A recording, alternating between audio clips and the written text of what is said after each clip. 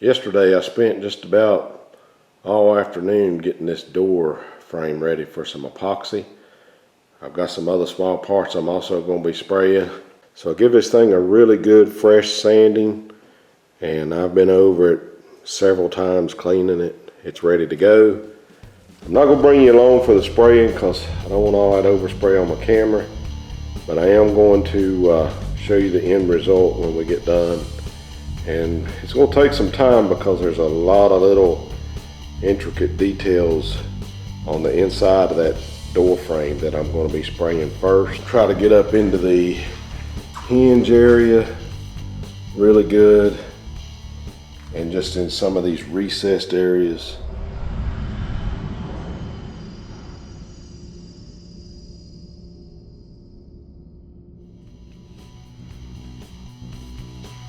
Okay, YouTube, it's the next day, and I've got my door frame here all in white SPI epoxy.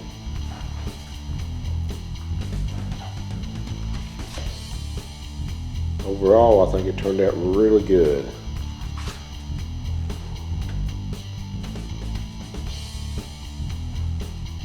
I did do a soft edge here. There's just maybe just a hint of a line here, but that's okay because the skin's going to go over that.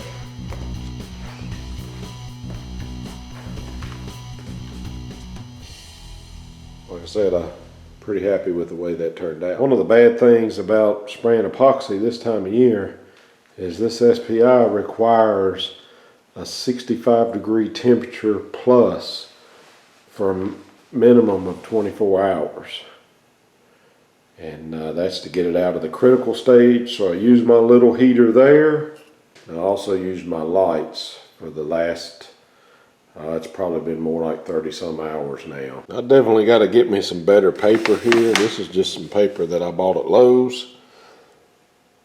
So that's on my to-do list, is to get some nice paper. I believe I'm going to go with Norton. They've got that blue paper that's, I believe it would be really good for dirt. This has got all kinds of dust nibs on it, so I don't really recommend this. I do like this Norton blue plastic because whatever falls on it pretty much sticks. And they tell you what side to put toward the outside there. And I really like that stuff. Works really good. Now, this epoxy takes a little bit to learn how to spray it, and I'm still messing it up from time to time, especially on some of these small areas where I'm trying to get coverage at. A lot of times if I get too much epoxy on the surface, it'll crater on me, or it looks like a fisheye, and it's usually just on the first coat. But something that I have found to aid in that is if it does happen, I'll just leave it alone for about 10 minutes. I'll come back to that spot and I'll dust just a little bit of epoxy in it. And then I'll wait 20, 30 minutes and then put my second coat on. And I had it happen on a couple places here on this door frame, and you can't even tell it. It actually filled those little spots in, and just by misting some epoxy in, actually, when I come back to do my second coat, it actually filled them, and it looked fine. So guys, this was a pretty time-costly repair. Basically backtracking. For any of my new subscribers who may not have followed the channel for very long, this door had already been sandblasted. It had already been put in epoxy primer, and I had already test fitted and prepped the passenger side door and skin. And I kind of knew how those fitted. And when I got to this one, I knew something was wrong. The frame was actually damaged. Basically, the skin on this door had been pushed in, basically pulling this part of the frame upward. So like I said, I've been working on this door, and I've just been actually thinking, is there something that I'm missing on this car? And I kind of went back to the firewall, looking at that damage. I reached out, and I want to thank Kevin Barbcedo, and I want to thank Roger, Mr. Fireman. They actually took a look at several pictures and a video for me, and kind of come up with a game plan on repairing this car. You guys know how anxious I am to get the back part of the car put back together, get the rear quarters on it, get the wheel houses, trunk drop off, tail pan on it. I'm real anxious to get there to make this car look like a car again. However, with some of the damage that's in this car, that's not the proper sequence that needs to happen for this restoration at this time. I'm going to show you some footage of that damaged firewall. I'm also going to show you some footage of the floor. The floor's got quite a bit of ripples, especially in the tunnel area. Okay, we're in the engine compartment here, looking at this firewall. Now this area right here is the biggest part of the damage. You can see this is the bottom of the steering column hole, and you can see just how bad of a gap that's created, how much of an indentation is there. I'm sure this bracket, it looks like it's pushed in quite a bit too, because I'm not sure exactly how much space is supposed to be there, but I can get my finger down there. Also here on the firewall beside the steering column, this hole here for the clutch rod that would normally come through here if you had a manual, you can see what a bend it put in it right there as well. So now we're down here at this steering column, and this is the damage right there. That's the same place on the firewall that I was showing you guys, and that's the worst of it. The steering column actually still bolts up to it, but you can see it's pretty mangled in there. Now we get to this tunnel, and you can see some pretty good ripples, and then right here you can actually see a crease, an upward crease in the metal. There's a peak right here. It's real bad. Looks like something came up from the bottom and hit this area, which is kind of weird. There's also some rippling right there where the seat bolts to.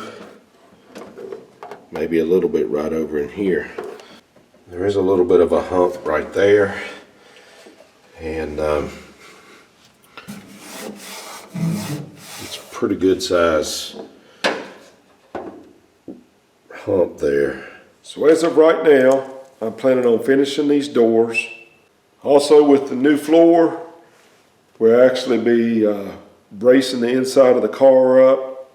I've actually ordered me a saw, and we're going to be bracing the inside of the car, and then we'll actually build a jig for the car. That is actually one thing that I thought that I really wasn't going to need for this car, but it turns out that I was wrong.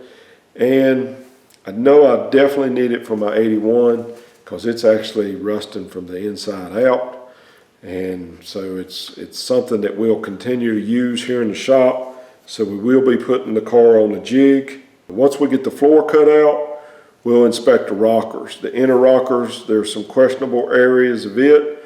We may just pull those inner rockers off. Hopefully the outer ones are good. We may blast the insides of the outers and epoxy them. And then if we can't save the original inners, we'll replace them. If the outers need replaced, we'll replace them at that time. We'll then be moving to the firewall. I've got a new firewall for the car. I think I've showed that on the channel. I've had it a while, and that is due to that firewall damage. Once we get the firewall damage done, we'll probably move into the cowl. I've got a new cowl for the car. We'll pull the side panels off of the cowl. I know there's rust in the passenger side down in the hinge area. I believe it's just surface rust. I can see it looking through the heater blower motor hole, and I think we'll be okay there, but it's something we got to go in and get. We'll also probably strip on up into the A pillars, make sure our metal's good there. I actually been doing a lot of measuring between the A pillars and everything, because and comparing them with the 81. I've also had Jeff Lindsay send me some measurements. We know that left front took a hit. We know that fender had been replaced. We know most likely it had pushed up into this door, causing the skin to go in, pulling the frame out this way. We know that area of the car has landed in a ditch at some point in time. There's some bubblegum welds on a brace in the floor, and that's just going to eliminate all of that. Once we get the cowl done, then we can actually start thinking about the back of the car. We can come back to the back and we can pick up our 2018 channel trailer at that point. But I think we've got to go in and get this inner structure. There's a frame rail that's got to be repaired in there. We'll get it while it's on the jig before we put the floor in. A lot of changes in my mindset has changed a lot in the last few weeks. So I just kind of wanted to update you on that. So guys, that's all I got for you. I wanted to update you on the project and how things are going to be moving along. Appreciate every one of you watching. Appreciate all your comments and everybody subscribing to the channel. Anyway, when I have a little bit more progress, be back online. Thank you guys.